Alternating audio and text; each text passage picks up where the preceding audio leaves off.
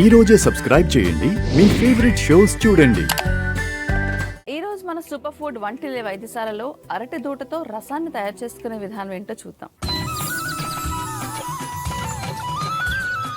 Doctor గారు, మరి అరటి దూటతో కూర అనేది మన కార్యక్రమంలో భాగంగా ఇంతకుముందు చూపించాము. ఈ రోజు అరటి దూటతో రసం తయారు చేసుకునే విధానం ఏంటో ఒకసారి చూద్దామా? ప్రకృతి వైద్యంలో అరటి తోటని పొట్టలో అల్సర్లు, పెరుగుల్లో ఇబ్బందులు, పుళ్ళు అలాగా ఉన్నప్పుడు, పొర దెబ్బతిన్నప్పుడు వాటికి రసం తీసి తాగించేవారండి.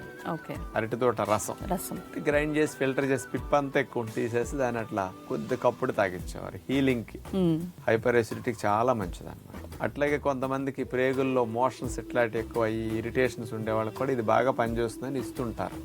దాన్నే కాస్త టేస్టీగా వంటల్లో వాడుకోవడానికి రసంగా కూడా చేయొచ్చు.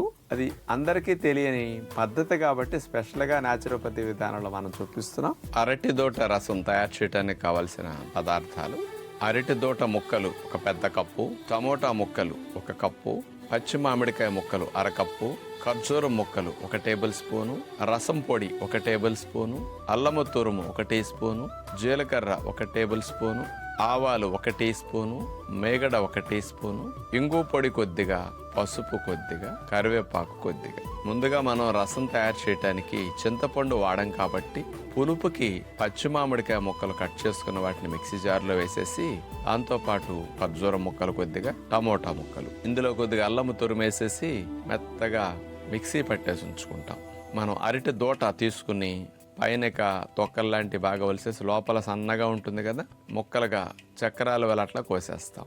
చిన్న సైజు ప్రెషర్ కుక్కర్ తీసుకుని అందులో కొద్దిగా మేగడ వేసేసి ఆ మేగడలో కొద్దిగా ఆవాలు, జీలకర్ర, కరివేపాకు, రసానికి ఇంకా తాలింపులో సింపుల్గా ఈ 3 వాడితేనే బాగుంటుంది. కొద్దిగా ఇంగువ పొడి, పసుపు, ఇవన్నీ మేగడలో వేగిన తర్వాత మనం కట్ చేసుకున్న అరటి దోట చక్రాలని ప్రెషర్ కుక్కర్లో వేసేసేయాలి. పులుపు కొరకు మనం గ్రైండ్ చేసుకున్న పచ్చి మామిడికాయ, టమోటా పేస్ట్ని ఇందులో వేసేస్తాం.